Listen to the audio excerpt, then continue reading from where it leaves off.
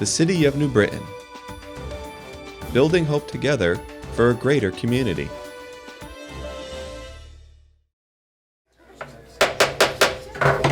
Good evening. It's April 12, 2017. We will now hold an open public participation for anyone who has signed up. Mr. Clerk? No one signed up. There's no one who has signed up. I will entertain anyone who is interested in speaking with regard to the budget. We're talking strictly about the budget for public participation at present. This is a special meeting effort. Is there anyone else who would like to speak before the budget on behalf of the budget for this agenda? Is there anyone else who would like to speak with regard to the budget in this hearing? You can come up, please. You may come up, please. Please state your name and address.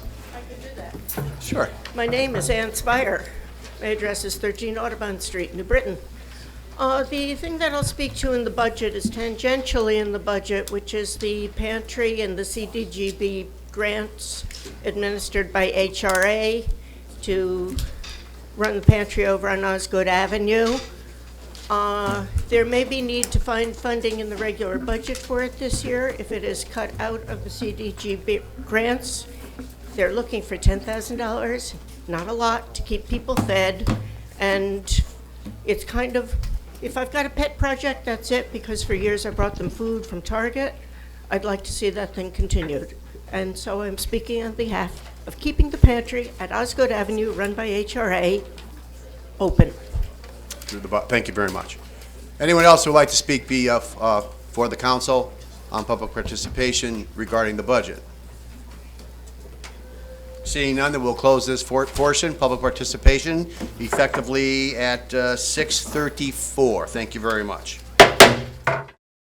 Special meeting. We're all set. Okay, I'd like to call to order the special meeting of the New Britain Common Council of April 12, 2017. The time is 6:34 p.m. Mr. Clerk, will you please call the roll? Alderpersons Giantonio. Present. Smedley. Present. Carlozzi. Here. Black. Present. Collins. Davis. Hargraves. Here. Naples. Here. Pabon. Here. Polkowski. Present. Rosato. Salvio. Here. Sanchez. Here. Sanders. Present. Salerno. Here. 13 present, Your Honor. Thank you very much. Mayor's warrant to the clerk of the City of New Your Honor. Britain. Alderman Giantonio. I make a motion to read the waiving of the warrant. Second. Sorry, Mr. Clerk, that was seconded by Alderman Salerno. All those in favor of waiving the reading of the warrant signify by saying aye. Aye. Opposed? Motion All carries. those years of schooling. Your Honor, Alderman Giantonio. at this time I'd like to make a motion to suspend the regular rules of the council to allow the mayor to submit her budget to the present her budget to the council. Second. Thank you, Alderman. That was seconded by Alderman Carlozzi. All those in favor of suspending the rules, please signify by saying aye. Aye. Opposed? Motion carries. The rules are suspended, and I shall mosey my way on down. I do have a PowerPoint for those who are in this row if you can't see it.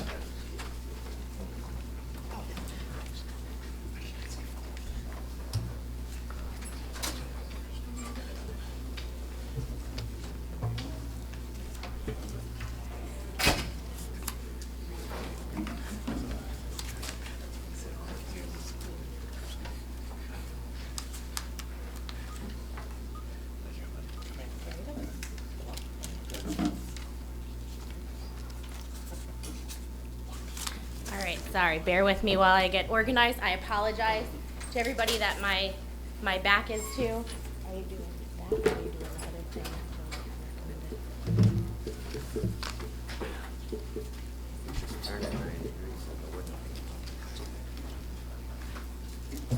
Okay, here we are again. I promise I will try to make this as effective as possible. So we are live on Facebook for all of our viewers on Facebook too. So hi guys, sorry if you can see the department heads in the background. So all right, here we are, leading the way. This is the theme for this year's budget. my proposal for the fiscal year 2017 and 2018. Of course, a big thanks to all of our council members, but more of your work is coming after tonight, so no thank you to you yet. You'll have a lot to do after this, or hopefully not much at all. But a big thank you goes to the Board of Finance and Taxation and our chairwoman, Mary Morocco, and Rob, our vice chair, for the amount of work that they did in being able to get us to this point. It's no easy task to be a member of the Board of Finance, that's certainly for sure, but they did a wonderful job going through and meeting with all of the department heads in order to get us here today. The biggest thank you of all goes to the budget team, which is a collaborative effort with my chief of staff, Jody Latina, Lori Granado, our finance director, Amy Goldsberry, and Jonathan Perugini, who did the brunt of the work for us on this budget. A big thank you to them, but also to all of our department heads and division heads who are with us this evening as well, because they were an integral part of this process. Just to go through, or not. There we go. The budget timeline. So on January 13th, department heads gave their request to the Board of Finance. January 26th, they started all of their work. On March 7th, I was provided the Board of Finance and Taxation's proposal. And so since March 7th, we've been working away to bring this to you today. The council will have their public hearing on April 25th. That was just confirmed yesterday. And a special meeting on June 1st to adopt the final version of this. That public hearing will be held at Smalley Elementary School. So I just want to take a second to take us back. So this is my fourth budget, my fourth time being up here. Still as nervous as the first time, but I guess that's a human thing, I suppose. But so I wanted to take a look back at the four budgets that we've been through together. There have been themes for each budget, right? Themes for each budget, because a budget is not just numbers. Budget is meant to give a vision and outlook for where we are going as a city beyond just the numbers. So we started with stability and responsibility, investing in a stronger tomorrow. The SMART budget is the one we're currently under, and this one for leading the way. Stability and responsibility. This was fiscal year 14 and 15. This was the toughest budget that we did, taking the necessary steps to stabilize our finances, solving a $30 million operating deficit. We were facing a critical shortage of cash, staring at bankruptcy in the face. We sat here until 1:30 in the morning for those of us that were elected at that time and canceled about $20 million in existing debt authorizations. That wasn't an easy thing to do. We started the conversation with unions to discuss future savings and high deductible health care plans. We had to issue tax anticipation notes that year. Not a good place to be in. That's issuing debt, assuming of what you will collect in taxes for the following year. Not a good place to be in at all. Which brought us to, sorry.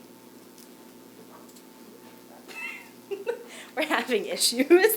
So that brought us to the next budget, which was investing in a stronger tomorrow. Do I need to point this in a certain spot? Sorry, everybody. Technical difficulties. We didn't rehearse.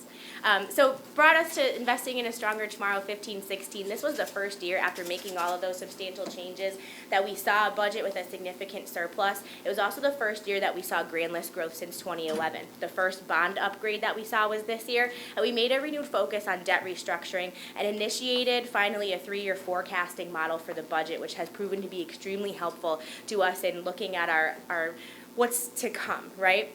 This was the first year that we attempted also to do a zero-based budget. So what does that mean? That means department heads wanted to rack their brains and bang their heads on their desks when they can't build a budget based off of, based off of what they just received the year before. You're starting from the bottom up and really building upon what's needs versus wants, right? So the first year we kind of gave that a shot. I can't say it worked perfectly the first time, but we made an attempt. But this was the first budget that we became stable enough to focus a lot more on economic development and infrastructure projects. The budget we're currently in is the SMART budget. SMART, specific, measurable, attainable, realistic, and timely.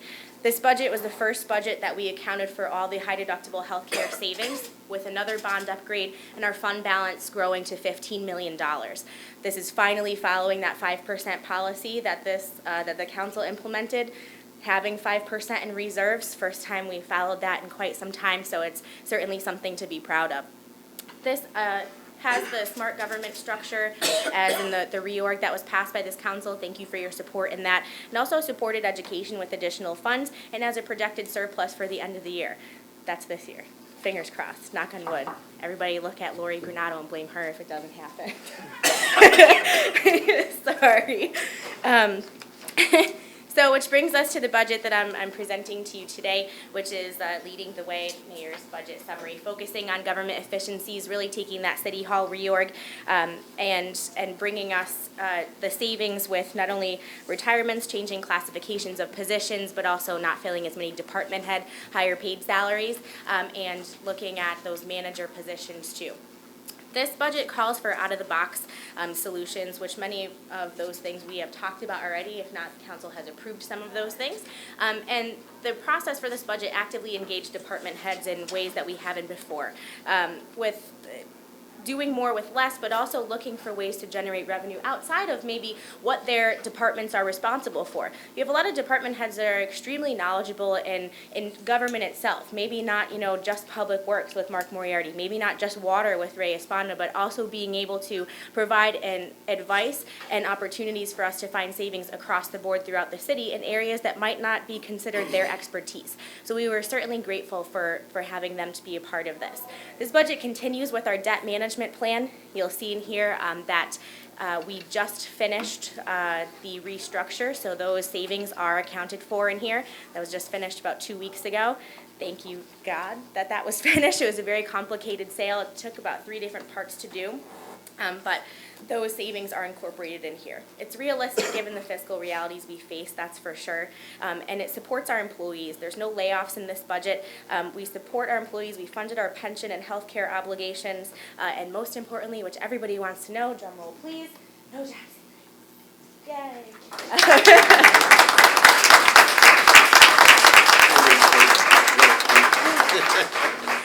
And that's the end of my presentation. No, I'm just kidding. I put a little asterisk next to that because it's pending on the state budget, which we'll talk about a little bit later. But for what we have right now, yay!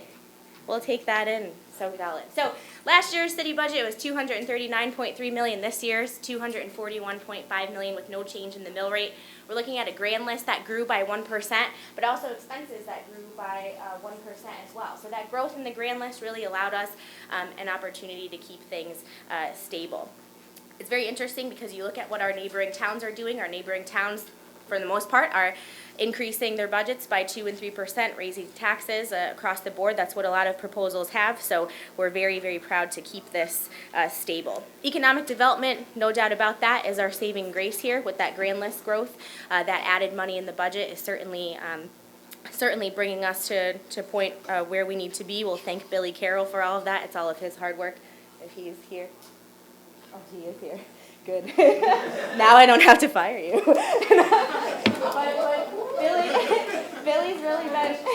Billy's been working really, really hard and arguably working extremely hard at building businesses, maintaining businesses, and that is a testament to his hard work too for that growth in the grand list, which is certainly helping us out. We just need to keep that pace going forward. So these are the slides that we always put in where our money comes from and where it goes. So we know that about only half the money that the city uses to function comes from property taxes, 51.89%. The rest in grants, department charges, fees, grants, all sorts of money that we apply for from every which way, shape, or form we can apply for money from. We're certainly applying for it. And then the next slide, where our money is spent, with over 52% of our budget being spent on education. You will see a decrease in an education line item in this budget, and there is a reason for that. You will see a decrease in the school transportation line item by about $75,000-ish. That's due to the closure of Holy Cross School. We don't have those costs anymore, so because that closed, you will see that decrease. So it's always interesting to point out this slide because if we got no money from the state, we still wouldn't be collecting enough taxes just to fund our school district alone. So we have areas of savings in the budget and areas of revenues in the budget. So the savings there are coming from the reorganization savings I talked about. We have energy savings that are accounted for in this budget. We hired a new energy manager. John Delgadillo, our new facilities manager. Our new Dennis is here, for those of you who don't know. Hi, John. Say hello. Introduce yourself to him after. He's been very, very busy in the last couple of weeks, and we're proud of the job he's doing so far. But this budget does account for savings and energy. It's conservative in there with the 10% savings across the board, even though we know that we can probably get upwards of 20%, but you'll see a savings of 10% across the board in those electric costs. There is a reduction in overtime as we are meeting our minimum staffing levels per contract negotiations. There's not, think about this in a common sense right way. You don't need as much money for overtime when you're staffing adequately. So we will see overtime reductions in that. This does account for the savings in the debt restructuring and also the healthcare savings from the high deductible health plans again. The debt savings too, I should talk about that.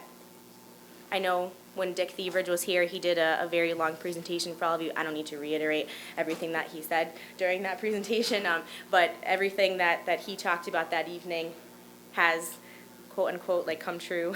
He's our fairy godfather when it comes to our debt. He did an incredible job handling this last restructure. It was certainly very complicated, and I have to give Becky Salerni a big shout out for that too. She worked extremely hard on that, and that's a big testament to this no tax increase in this budget. We do have increases in revenues in addition to the grand list.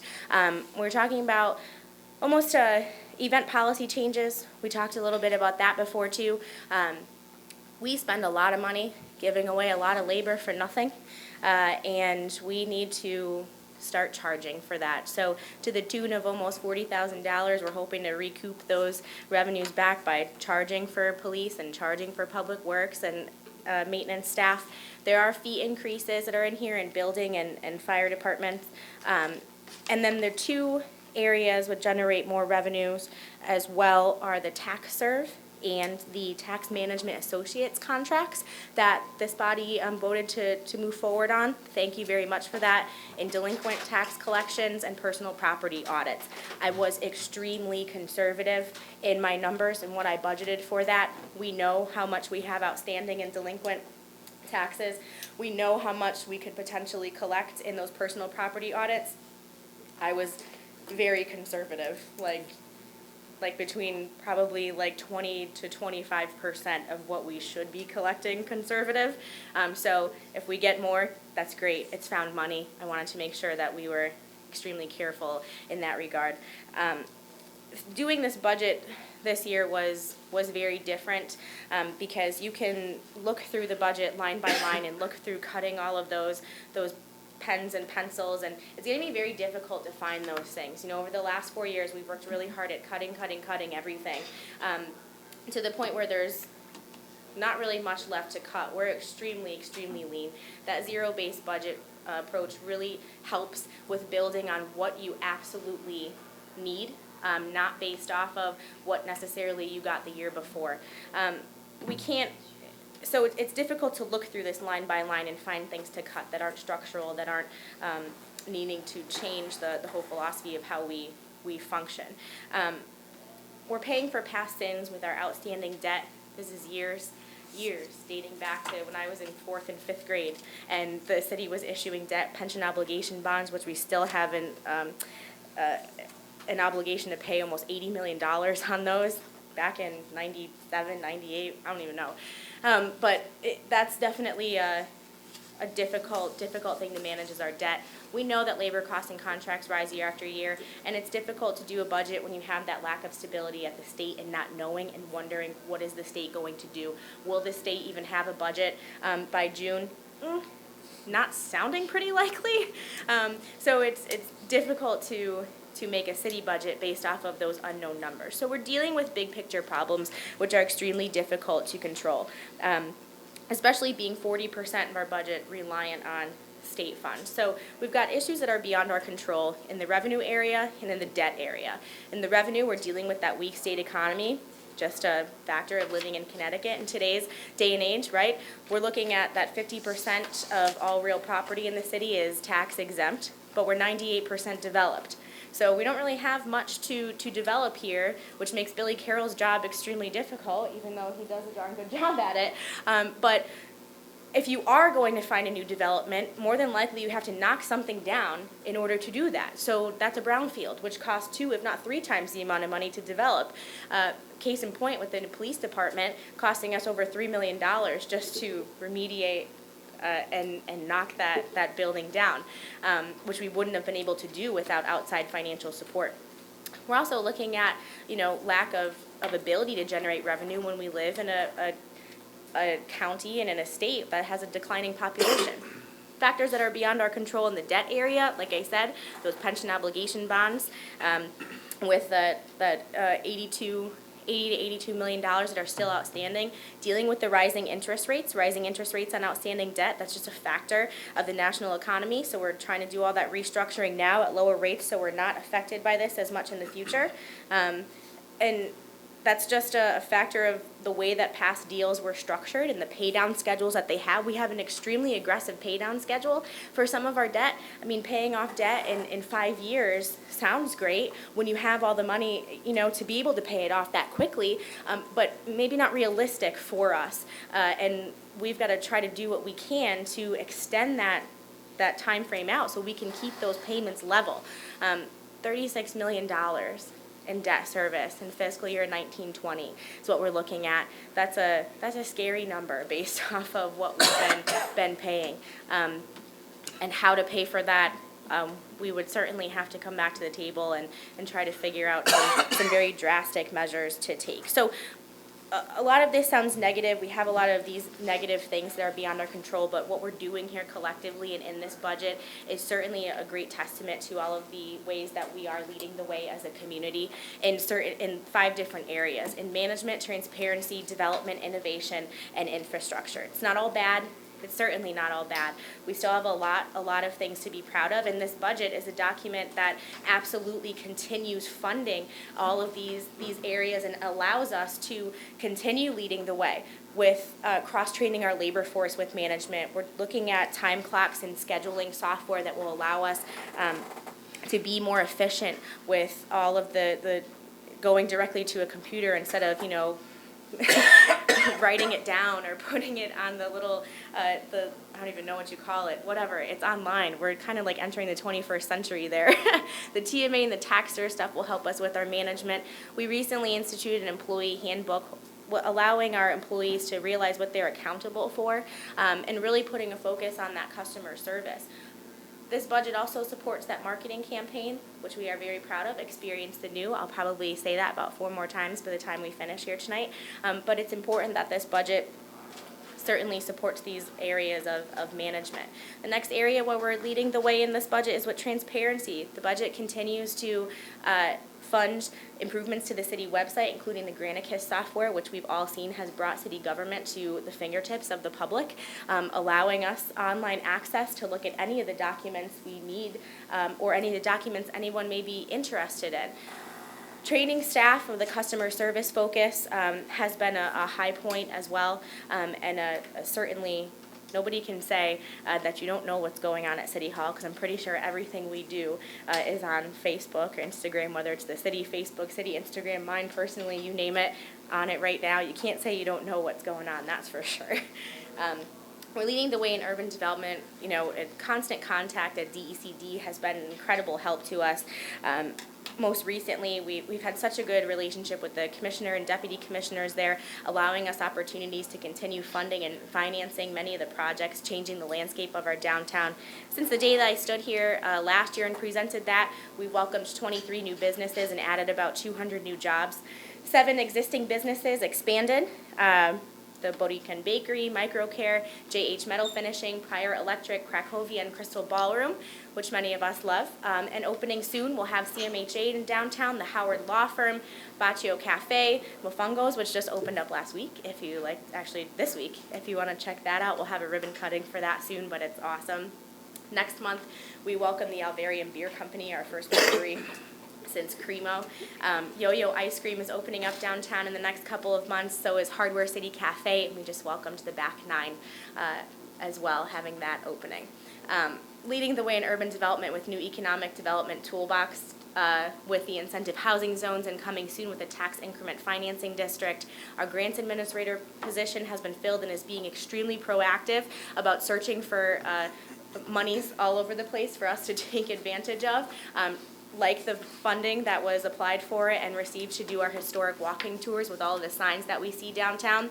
And all of that is a result of the budgets that put a focus on the TOD master plan and a planning focus for our downtown based on the fast track locations. I could talk about that alone for 2 hours, so I'm just going to go to the next slide. If I can. Maybe not. One other thing I should probably mention too is that even though we are welcoming 200 new jobs and 23 new businesses in the short this past year, our unemployment rate, and I want to make this a point to mention that our unemployment rate in the last 3.5, 4 years has gone from 11% down to 5.4%. That is something to be extremely, extremely proud of.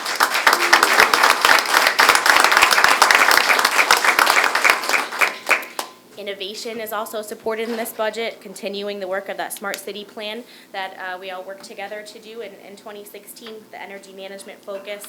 I know Alderman Smedley will take credit, and he should take credit, for that first fuel cell at New Britain High School that's saving us an inordinate amount of electricity costs. He worked very hard to get that done. Continues to fund the downtown Wi-Fi projects and traffic light alignments, the downtown parking meter upgrades, which are the bane of Jonathan Delgadillo's existence right now. We love you for it. That and elevators. And we're also looking at a potential to bring Public Works to you at home with things that are coming up with C-Click Fix. I don't know if anybody's familiar with C-Click Fix. It's kind of like an app that you log onto on your phone, take a picture of a pothole, and immediately submits a work order to the Public Works Department. So it kind of makes things a lot easier, and you can report things as it happens. We're going to be looking into doing that too. This budget does support that. Budget supports infrastructure, continuing with the Complete Streets Master Plan. Phases 4 and 5 are beginning this year. We have secured funding for Phase 6, which is the walks and streets in front of New Bright Plaza. Broad Street will finally be complete by the end of the summer. Yeah, that deserves a round of applause. It's only been like 10 years in the making. That will finally be done at the end of the summer. The Hart Street reconstruction project started on March 20th, and we also secured that grant funding for the Eddie Glover Boulevard realignment project. So this budget certainly supports infrastructure, but it also supports what I think will make everybody extremely pleased is a road improvement program. We have a paving program that is supported in this budget. So we have a $2 million road paving program, $800,000 of it you'll see as a part of general fund. It's paid for with a combination of LoSIP money, whatever's left of it for this year, because we don't have any of it for next year, which is also why in the budget you'll see you have a resolution for LoSIP with no projects on it. It's because right now there's $0 in it. We haven't gotten word from the state that there was any funding. They did renege it last year. So put forth the resolution as a placeholder just in case they do decide to throw the $1 million our way. We certainly hope but that's why you have that. So anyways, the road improvement program is paid for the combination of town aid road, LoSIP, general fund, combination of grants. 42 streets will be completed this summer and paved this summer. Streets have been prioritized based on need from when they were last paved. This is not an easy thing to assess. And I have to give Mark Moriarty and the engineering department a lot of credit. They really worked a lot and extensively at doing a very large assessment of every street, every road, and figuring out the last time it was paved and putting it on a scale and figuring out when it needs to be done again. So based off of all of that work that was supported last year and the year before that, which certain towns pay a lot of money to have companies come in and do that, and we were able to do that in-house. We are starting on this first step of our road paving program, which will need to be supported year after year. In years past, the city has issued a large amount of debt, bond issuance, to be able to pay for a program spanning 10 years. we're not doing that this time around, so something to keep in mind for future budgets to really be sure to continue to fund a program like this. So all of these roads that are going to be paved, 42 streets, these all also include looking and assessing our roads to our schools as a big piece of that, making sure that we have safe roads and safe ways to get to school. So, for example, Pond Street going to New Britain High School is one of the streets that will be on the paving list this year because we put a renewed focus on the safety of our students getting to and from school, which leads us to talk about this budget and how we're advocates for education. You know, even though it might not be in a tangible dollar amount in the general fund, you still have the opportunity to take a budget and take investing in education as a balancing act. That $2.5 million that the Board of Education received last year, obviously they'll continue to get that this year. They came in very low with what their request was, very, very low. We were very pleased. And I've worked very closely with Nancy Sarah to make sure that if they were funded at the same levels again, that she would be able to maintain and do what she needs to do, and we feel very confident in that. My job is to be an advocate for education. You know, we control how much money they get. We don't control how they spend it. We know that all very well, right? And coming from the Board of Education as a former member, what can I do? My best thing that I can do is be an advocate. We've been up there for the CJEF case, which is moving along. We're certainly hoping that the state Supreme Court rules in our favor. It's looking like it might, but we don't want to jinx it, so we're going to knock on wood about that. And then hope that the state can come up with some additional money to give us in ECS, which, you know, is rightfully owed and deserved to our kids. We have been very large supporters of the Smalley Academy renovation. Everybody on this body has, and thank you very much for that. That is moving through the process. The bill has been drafted, and our state legislative delegation has been very supportive in that too, and making sure to see that all the way through. So we're hoping that we'll have some good news to report on that by the end of session. We have a lot of things to be proud of and a lot of changes in the school district, and that doesn't happen without everybody working together and being in constant contact. We had 3 schools that were named Schools of Excellence just a couple months ago by the State Department of Education. And those 3 schools are Lincoln, Holmes, and Smith. They're really becoming models for other schools in urban districts to show how good leadership can improve test scores and can improve overall morale and student performance, and we're very, very, very proud of that. Working with Nancy Sarah has been a very, very it's been a blessing. It really has. Looking at somebody who devotes their entire days, day in and day out, to the betterment of all 10,000 of our students is something that we all can be extremely grateful for. And I think I speak on behalf of all of us when I say how we're very lucky to have her. In the last year, we're looking at a graduation rate at New Britain High School that's increased by 5%. And that alone is a testament to great management, knowing that our money is being spent in ways that are benefiting our community as a whole. Because of all these areas where our budgets have supported over the years, we've received so many awards and recognitions and accolades, and I found it important to mention those to everybody tonight too, because if our budgets and what we do collectively weren't supporting these initiatives, we wouldn't see this type of recognition that comes far beyond the state. This is coming a national recognition, not just, you know, with the bond buyer and financial agencies recognizing us for our work that we've done in fixing our finances, but so much work with the All-America City Award. We're in the middle of 3 massive grants right now that have the ability to really change the landscape of our community. With the CT Next Innovation Places grant, we're a finalist for that, a finalist for the Invest Health grant, and a finalist in the Working Cities grant, which all have the ability to bring millions in to the city on an annual basis for projects that span longer than 5 to 10 years. That's income for projects to only increase the quality of life in our community, and we're very grateful to have such a amazing link and connections with all of our nonprofits to be able to do that. So we're hoping that while we work very hard on all of those 3 grants this summer, hopefully by the fall we'll have some good solid news to give to everyone that we have received the final big award, bringing in money for us to keep pursuing all of these projects as we go along. The most recent award we received, I'll take it as an opportunity to mention that, as Steve Schiller and Billy Carroll and Kenny Malinowski would be proud, the Harlan Griswold Award for Historic Preservation. It's a very prestigious award in the state of Connecticut for our work in historic preservation and putting a renewed focus on that. And our staff was there to receive that award just last week, and it was a very it's an honor to get an award like that. It kind of goes along too with the Connecticut Trust for Historic Preservation giving us a Preservation Award and Excellence Awards for our historic walking trail and really maintaining the kind of look and feel of the hardware city and making that a priority of ours, you know, building on the past, always embracing the past, but looking at how we are moving forward into the future. This is my shameless plug for the new website that's coming with Experience the New. The budgets continue to fund the marketing campaign. This has been so well received by everybody. The budget this time that you're looking at does continue to fund that.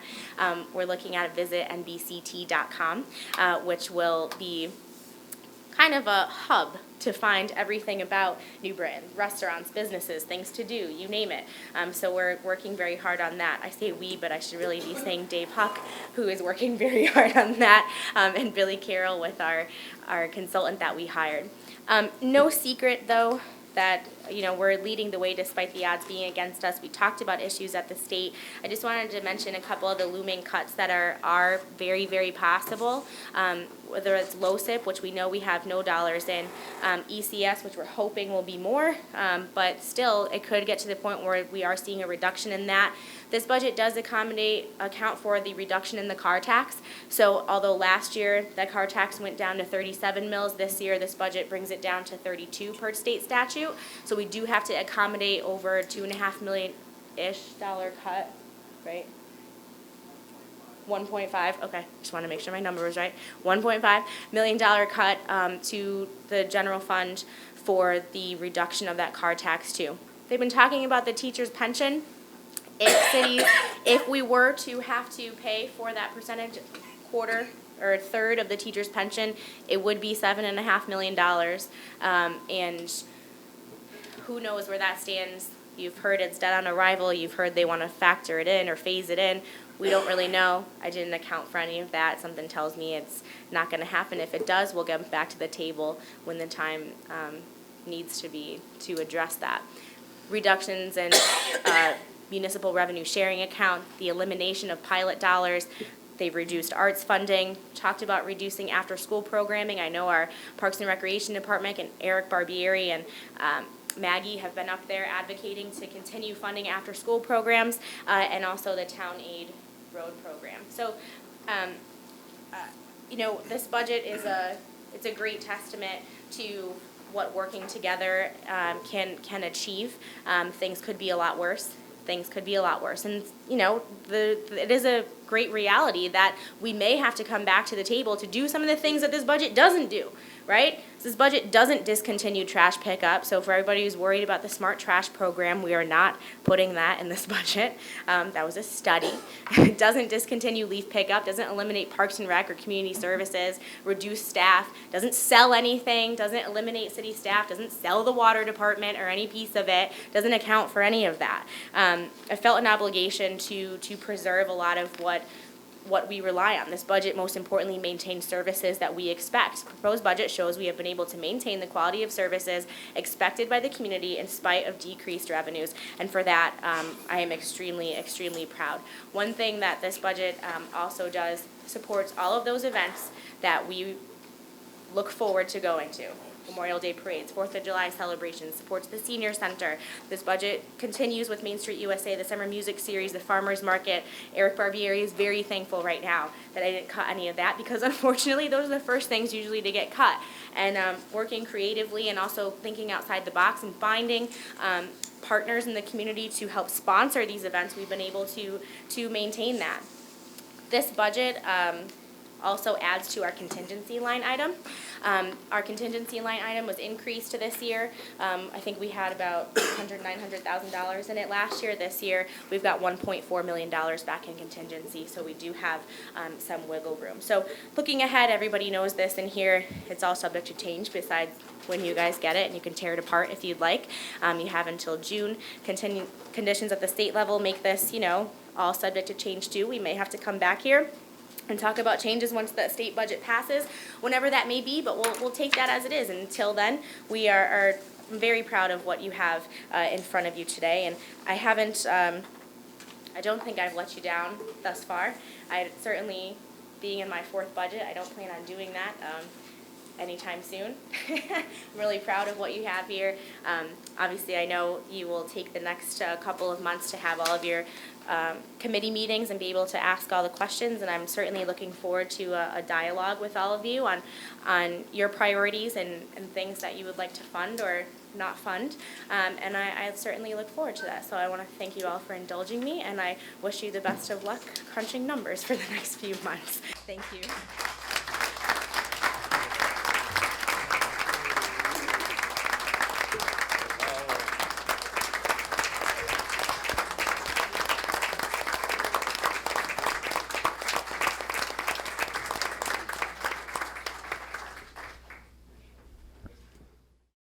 Your Honor, Alderman Giantonio. motion to return to the regular order of business. Second. Seconded by Alderman Pabon. All those in favor of returning signify by saying aye. Aye. Opposed? We are returned. The time is 7:12 p.m.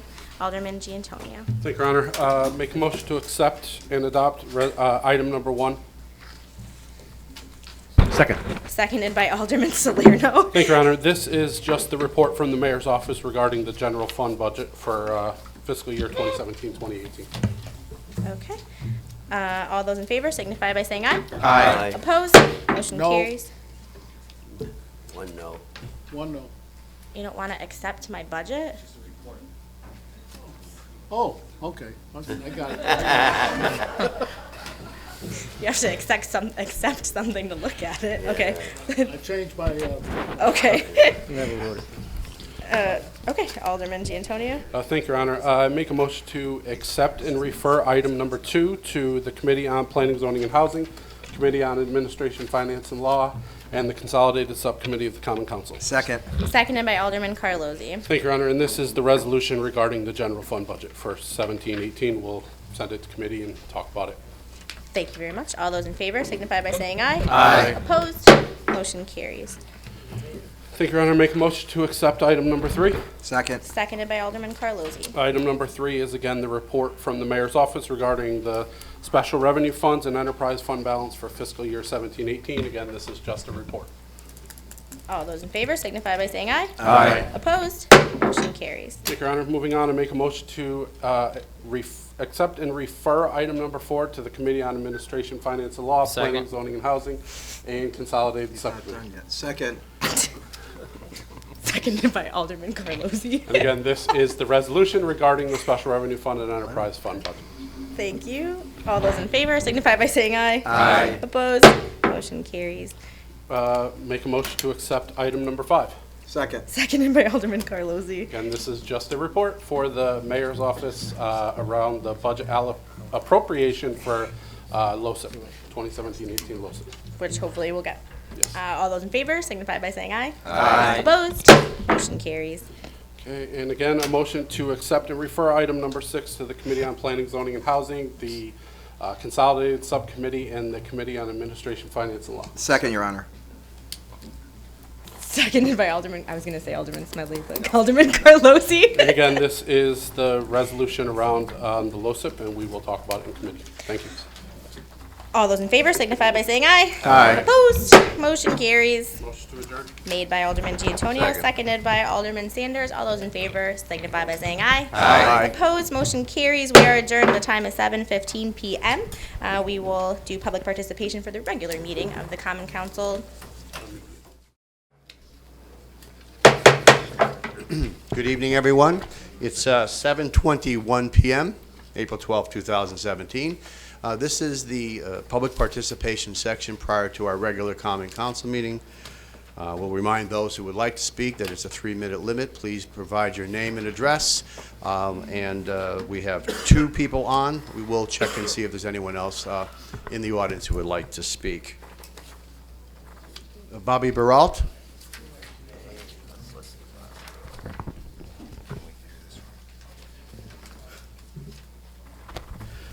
Good afternoon, everyone. My name is Bobby Bill. I live at 195 Hereford Road here in New Britain, and I want to speak to you guys tonight about the housing proposal that's on the table for this meeting.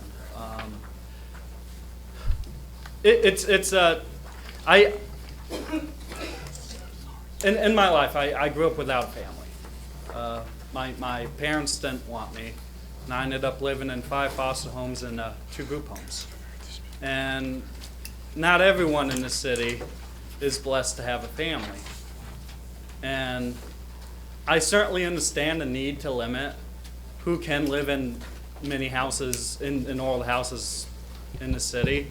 For instance, we shouldn't have 20 people living in a house that only fits 5 people. I don't think that's right. I mean, that's a safety hazard, that's a health hazard.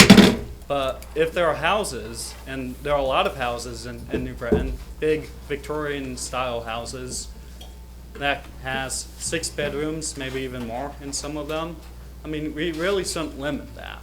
What I don't really understand is why 6 or 7 or 8 people can live together, but only if they're a family. And for people like me who don't have much money, who don't even have a family, and there are a lot more people who happen to do have families, but I mean, for one reason or another, can't or aren't able to live with their families. Why should we limit and hurt them in a sense? I certainly agree with the proposal that was on the table a long time ago, and I think it's part of the ordinances today where we used to have 1 person per bedroom per parking spot. But I don't understand why we should be capping people who happen to live together in the house just because of their social status. One more point I want to make briefly is a lot of college students who live off campus because they can't afford to live on campus. It's $5,000 a semester, a little over, to live on campus. People don't have that kind of money, $10,000 a year times 4. It's cheaper when you're renting a house for $1,200 to $1,500 a month, and you're splitting it 6 ways, which a lot of people do. It's very common for 6 college students to be living together off campus. Now, I understand that one of the reasons why this ordinance is being put forth is to limit the amount of disruptions and partying going off campus. But at the same time, we really, while we should be holding people who are obnoxious off campus accountable, we shouldn't be punishing those people who are going to school full-time and working part-time and barely are able to get by. Thank you. And S.M.A.R.T?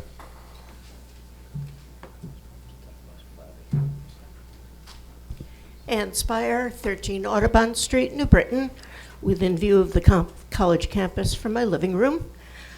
Last time this came up, I came and spoke about it, and what I said at the time was, if you want to enforce laws about littering, please do so. I would be happy to not have to clean up messes. If you want to enforce noise ordinances, I would be very happy to see that done. I don't like it when there are parties at 2 a.m. or crowds, though that has gotten much better. However, to define what a family is not somewhere that we as New Britain Common Council and as a city of New Britain should be going. We have many students who are quite capable of living responsibly in a house. They should be allowed to do so. We should not be talking about numbers and family. I could see if you wanted to limit something like per person parking spaces or 10 feet of parking per bedroom or something like that, because the number of cars in the street can be a small problem. On my particular street, I look at the positive spin on it, which is it means that people can't zip through so fast anymore because there are a lot of cars parked at the bottom of the hill where the kids live. That's the positive spin. But so far as enforcing the number of people who live in a house according to a family, it's unenforceable. What are we going to do? How are you going to define family? Are we talking a husband and wife and 2 children? Are we talking cousins, first cousins, third cousins, 25th cousins? It could get into the ridiculous, but we should not be defining families. Please use your housing ordinances in order to keep things quiet and clean in the neighborhoods. We're working towards good relationships with our students. They can be good citizens of our neighborhoods, and we'd like to be able to welcome them. Thank you. Thank you. Is there anyone, that concludes any people who have signed up. Is there anyone in the audience who would like to speak before the council on public participation?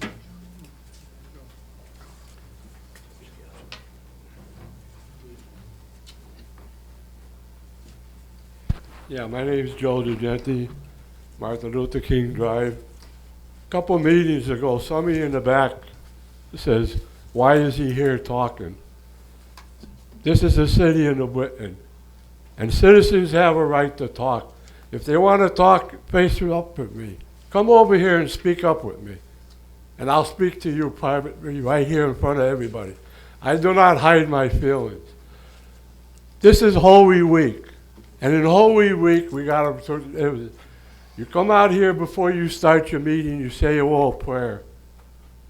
And as you open your Bible, you see a guy named Moses. Moses, born a slave, lived with a king, and moved back to slavery to help the slavery. In the year of the Bible, what did they do? They do the same thing as the city of New Britain is doing. They build bridges. They build parks. They build everything but nothing for the slaves that are working out there to support them. The kings want all the monies. And what did Moses do? He got the slaves and he took them out of there. And as you look between the Bible and you look between all the books from the past, you will see things that was happening. And what we got to look at is this. It took him 40 years to walk a 11-day trip. 40 years. Why did he walk that 11-day trip? Why did God hold him and make him walk 40 days? It is to bring a new generation into the scenery. The new generation to take over the towns and run it for the people. And as you look by history, starting in 1880, you will see the same thing in the Bible that Moses went through. Every 40 years, the states, the country, your cities take 40 years and they go downhill. We got 2022, we should start be going up. As history puts it. It's not me saying it. Take your history books and the Bible and you put it together and you will see it. All tragedy, 40 years, 40 years, 40 years for a new generation. So we have to do the same thing. We have to start with our new generation to think a different way. And we're not doing that. Because we took God out of schools and all these schools are getting shots. They never had that before. But you removed God.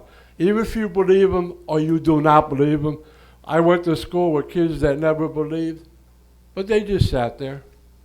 What did they do? But look as history, and you guys will find out as we're going. There you go. Thank you. Is there anyone else in the audience who would like to speak before public participation? Anyone else who would like to speak before public participation? Third and final time, anyone who would like to speak before public participation? Seeing none, public participation section is closed at 7:30 p.m. Thank you very much, and we'll begin our formal meeting shortly. Are any members of the council have anything to say with regard to that? Okay, thank you. All right, we're all here and ready, so I'd like to call to order this regular meeting of the New Britain Common Council. The time is 7:36 p.m. Mr. Clerk, will you please call the roll? Alderpersons Giantonio. Here. Smedley. Present. Carlozzi. Here. Black. Present. Collins. Present. Davis. Here. Hargraves. Here. Naples. Here. Pabon. Here. Polkowski. Here. Rosado. Salvio. Here. Sanchez. Here. Sanders. Here. Salerno. Here. 14 present, Your Honor. Thank you very much. If the record could reflect, please, Alderman Rosado is watching from home this evening. He is very ill tonight. Thank you. We wish him to get better soon. We know you're watching, buddy. Actually, you're probably watching over there. So, can we all please rise for the invocation, followed by the Pledge of Allegiance? Let us pray. O God, our Heavenly Father, Mayor Aaron Stewart provided our elected officials and residents her vision for our city during the next fiscal year. Give our elected leaders the independence and freedom to work together and deliberate wisely. Let them carefully weigh the needs of all and rely on your good graces for your divine guidance. We thank you for a renewed beginning of spring, where our parks await our residents awakening from hibernation to enjoy the splendor of your creation. We ask this in thy name. Amen. Amen. And the Pledge of Allegiance, led by Justin Dorsey. I pledge allegiance to the flag of the United States of America and to the republic for which it stands, one nation, under God, indivisible, with liberty and justice for all. Amen. Thank you, Justin. Alderman Jean. Thank you, Your Honor. I make a motion to accept and approve the minutes from the regular meeting of March 8th. Second. Seconded by Alderman Salerno. Any questions or comments, additions to the, nope, seeing none. All those in favor of accepting the minutes signify by saying aye. Aye. Opposed? Motion carries. Amendments. Thank you, Your Honor. For amendments to the agenda, we have 3 substitutions, so I make a motion to amend the agenda as followed. Substitute item J, item 2, and item 3. Second. Seconded by Alderman Polkowski. Substitute J, item 2 and 3. Okay. Any questions or comments on that? Mr. Clerk, please call the roll. Alderpersons Giantonio, Yes. Smedley, Yes. Carlozzi, Yes. Black, Yes. Collins, Yes. Davis, Yes. Hargraves, Yes. Naples, Yes. Pabon, Polkowski, Yes. Salvio, Yes. Sanchez, Sanders, Yes. Salerno. Yes. 14-0, Your Honor. Motion carries. Petitions, Mr. Clerk. Yes. We have 6, Your Honor. First one's from Alderman Collins. Please look into the removal of signs that read, "No parking this side of sign." In the area 408 and 410 Arch Street, local businesses have expressed their concern over lack of parking for patrons. Mr. At Medium. Refer that to the Police Commission. Okay. The next petition is from Alderman Salvio. Install a stop sign on Farmington Avenue at its intersection with Hutchinson Street. Cars need to be slowed down here. Reasons: this intersection is where the exit and entrance to the Pulaski School is located. Also, funeral proceedings frequently leave for the funeral from home located in the area to go to the cemetery. Okay. Police. Okay. Next one's from Alderman Smedley. Please have Parks Department install a barrier that will prevent cars from parking on lawn near basketball courts at Stanley Quarter Park. There's significant damage to the lawn and vegetation. In addition, please install signage directing guests to appropriate parking areas. Parks Department. Okay, the next one's from Alderman Sanchez. Please provide the Common Council with a summary of our water levels dating back to December of 2015, the initial date of our recent water supply alert to present. Also, please provide for that same time period the following: 1, trigger levels for drought response stages from December 2015 to present on a monthly basis during that period. 2, actions taken by the Water Department in response to each of the drought levels being triggered. Please have this report summary prepared by the Common Council by the next council meeting scheduled for Wednesday, April 26, 2017. To the Water Department. Okay, next one's from Alderman Sanchez. Please provide the Common Council with a report containing a monthly breakdown on how much the City of New Britain has paid for water, the quantity of water drawn, all additional labor costs, and any related costs associated with pumping water from the Metropolitan District. The report should also include all expenses associated with the connection and drawing of water from the Metropolitan District Nepog Reservoir. Please have this report prepared for the Common Council by the next council meeting, Wednesday, April 26, 2017. To the Water Department. Okay, and last one's from Alderman Sanchez. Please have the Finance Department or William Blair provide the Common Council with the refunding efficiency on the most recent refunding transaction, as well as all other refunding transactions since January 1, 2013. Please have this report prepared for the Common Council by the next council meeting scheduled for Wednesday, April 26, 2017. To the Finance Department. Great, that's it, Your Honor. Thank you. Alderman Sanders asks for a point of personal privilege this evening. Thank you, Your Honor. You're welcome. I just wanted to talk a little bit. I mean, it's first 3 months of the year are gone already. It's hard to believe we're already a quarter way through 2017. In the first 3 months, our first responders, specifically our fire department and our police department, have endured quite some taxing events. We've had several fires, some accompanied with some great acts of heroism.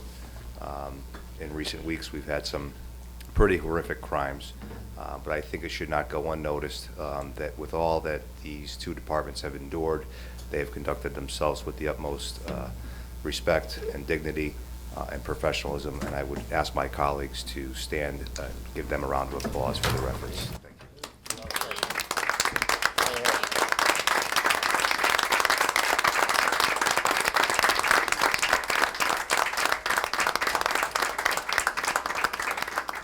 Thank you, Your Honor. Thank you, Alderman Sanders. Certainly echo your sentiments. Alderman Giantonio.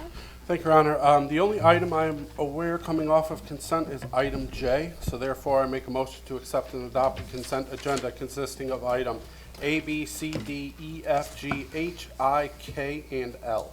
Second. Seconded by Alderman Salerno. All items on consent except for item J. Seconded by Alderman Salerno. Mr. Clerk, will you please call the roll? Alderpersons Giantonio.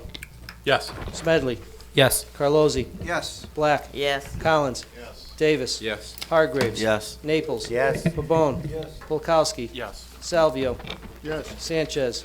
Sanders. Yes. Salerno. Yes. 14-0, Your Honor. Thank you. Motion carries. Item J, Alderman Giantonio. Thank you, Your Honor. I make a motion to accept and adopt item J. Accept item J. Second. Second. Seconded by Alderman Salvio. Thank you, Your Honor. The only reason for taking J off of consent is after talking with Corporation Counsel, I would like to make an amendment to remove the last line that says the item failed in committee. It's not entirely true that it failed in committee, it just failed to receive a second. And before I make that motion, I'll just look to Attorney Pizarro to please confirm that for me. That's correct, Alderman. So it did not die in committee. It wasn't acted on. It wasn't brought up for a vote. So you can accept the report, just advising the council as to what happened. But I would strike that last sentence. So therefore, I make an amendment to remove the last line, the item failed in committee. Second. Seconded by Alderman Sanders. Do I have any questions or comments on the amended? All those in favor of the amendment signify by saying aye. Aye. Opposed? Amendment carries. Any further discussion on the item? Seeing none, all those in favor on the report as amended once signify by saying aye. Aye. Opposed? Motion carries. Thank you. Alderman Giantonio. Thank you, Your Honor. A motion to accept and adopt resolution number 1. Second. Seconded by Alderman Salerno. Thank you, Your Honor. This has to do with the lease of 418 square feet of space at 31 Bank Street to the Howard Law Firm, which will be doing business as CT Ticket Defenders. This item was referred at the last committee council meeting. We referred it to committee and came back. They are looking to rent some of the first floor space at the Chesney Garage on Bank Street. I think a very good deal for the city as well as the tenant. It's a very small space, so probably not a whole lot of options there. And just to echo some of the comments you made in your budget presentation, Your Honor, I'd like to thank Billy Carroll for the tireless work he does trying to bring new businesses to the city, and I urge acceptance. Thank you. Billy, you're getting a lot of credit tonight.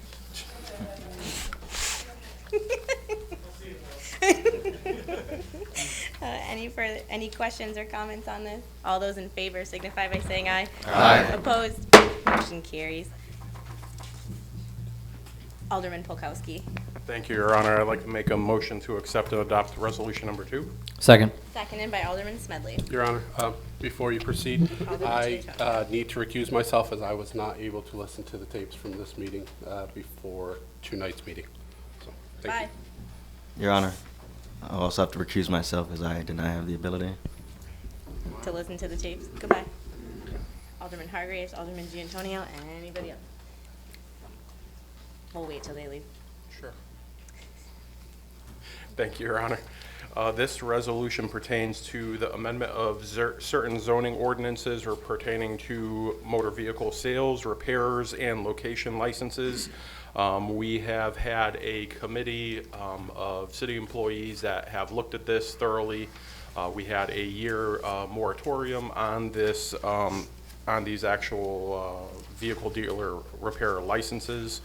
And we feel that all the amendments here build a solid foundation specifically for our building department to actually do some enforcement and have some more teeth to the ordinances where we could actually go after some of these business owners that aren't complying with their site plan reviews and overcrowding their lots and other issues that we have seen throughout the years.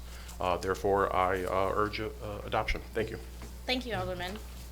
Any questions? Alderman Sanders.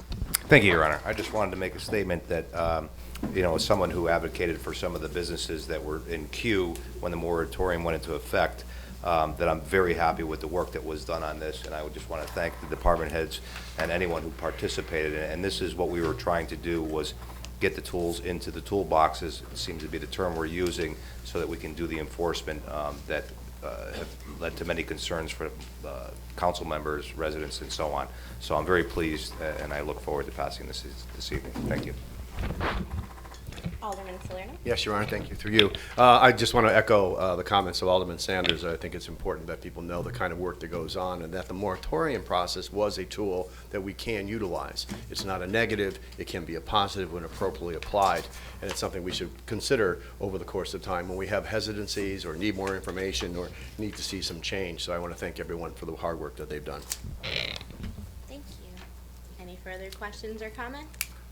All those in favor signify by saying aye. Aye. Opposed? Motion carries. Thank you, Your Honor. Let the record reflect that Alderman Giantonio and Alderman Hargraves have returned to the building.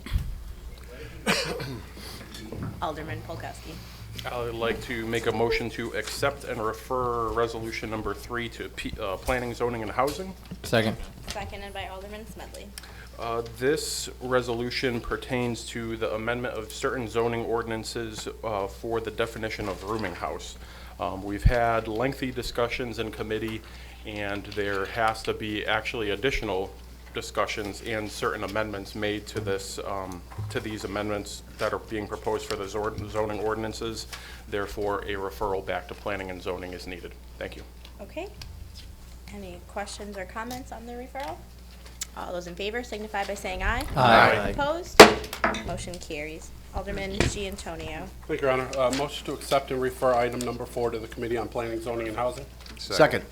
Seconded by Alderman Sanders. Thank you, Your Honor. Earlier, we approved a lease of 31 Bank Street, and this is for 39 Bank Street for Baccio Cafe, another lease, filling up one of those vacant spots in Chesney Garage. And we will send a committee, talk about it more, and I look forward to having another new business in town. Thank you.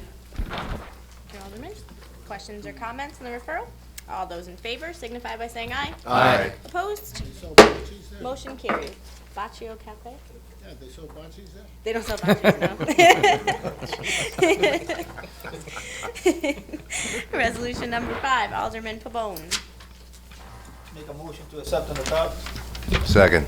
Seconded by Alderman Sanders. Okay, the Department of Transportation made some funds available for high visibility enforcement. This is for while you're texting, driving, talking on the phone for $66,600. This authorized the mayor to go after the $66,600. And this will cover some overtime for the police department. And I urge adoption. Thank you. Any questions or comments? Hopefully we get that. Oh, Alderman Sanders. I do. Thank you, Your Honor. Yeah, no As an problem. avid motorcycle rider, distracted driving is becoming more and more of a concern, especially for guys like me, and I know Willie as well. So I look forward to our police department cracking down on that, and I hope they can continue to do that even without the grant. Thank you. Thank you. This will go from April until August. This grant will pay for. And also, I would like to take the opportunity while we are talking about the police department, and Chief will smile at this one, we used our ATV ordinance for the first time the other day. Thumbs up. Oh, I saw a game. Yeah. Actually, yes. We are now the proud owner of a vehicle that we don't really know what to do with yet. Can we return the one we just Auction it bought? right off. We're gonna auction that right off, but thank everybody for their support on that one, because now that it is, the weather has broke, everybody has noticed the vehicles that are out, so we find them, we're taking them. Thank you, Alderman Sanders. All those in favor signify by saying aye. Aye. Opposed? Motion carries. Alderman Hargrave. Thank you, Your Honor. I'd like to make a motion to accept and adopt resolution number 6. Second. Seconded by Alderman Polkowski. Resolution 6 is the city celebrating National Fair Housing Month. As we know that about 49 years ago, there was a passage of the Civil Rights Act, 1968, and then that followed up with the 1964, which makes it illegal to discriminate on housing, renting, bank loans applications for mortgages and whatnot, which is vital to a lot of people who otherwise may not be able to get housing in some places. So in support of that, we'd like to celebrate National Housing Fairness Month, and I urge adoption. Thank you very much, Alderman. Questions or comments on that? All those in favor signify by saying aye. Aye. Opposed? Motion carries. Resolution number 7, Alderwoman Black. I'd like to make a motion to accept and adopt resolution number 7. Seconded by Alderman Sanchez. April 2017 is Autism Awareness Month. Whereas autistic spectrum disorder, which is ASD, and autistic are both dual terms for a group of complex disorder of brain development. These disorders are characterized in various degrees by difficult and social interaction, verbal and nonverbal communication, and repetition behavior. They include autistic disorder, Richter syndrome, childhood disintegrate disorder, prevalent development disorder, not otherwise specified, and S.M.A.R.T syndrome. And whereas the following facts about autism. Autism now affects 1 in 68 children, 1 in every 54 boys, and 1 in every 189 girls. More children will be diagnosed with autism than with AIDS, diabetes, and cancer combined. Autism is the fastest growing serious developmental disability in the U.S. It is established that there are over 1.5 million people in the United States with autism. Autism receives less than 5% of government research funding, or many less prevail childhood disease. There is no medical detection or cure for autism. And whereas the 10th Annual World Autism Awareness Day was April 2nd, 2016. Every year, autism organizations around the world celebrate the day with unique fundraising and awareness raising events. And whereas the Autistic Society have been celebrated National Autism Awareness Month since the 1970s. The United States recognized April as a special opportunity for everyone to educate the public about autism and issues with the autism community. And now, therefore, be it resolved by the Common Council and the Mayor of the City of New Britain to recognize that April is designated as Autism Awareness Month. Thank I you urge very, adoption. thank you very, very much, Alderwoman. Would anyone like to make a friendly amendment just to correct the year on the resolution? Should. Huh? Yeah, okay. We should just say 2017 instead of 2016. Yeah. Thank you. Any other discussion on the motion? All those in favor signify by saying aye. Aye. Opposed? Motion carries. Motion to adjourn. Second. Made by Alderman Sanders, seconded by Alderman Giantonio. All those in favor signify by saying aye. Aye. Opposed? Motion carries. We are adjourned. The time is 7:56 p.m. Have a great night.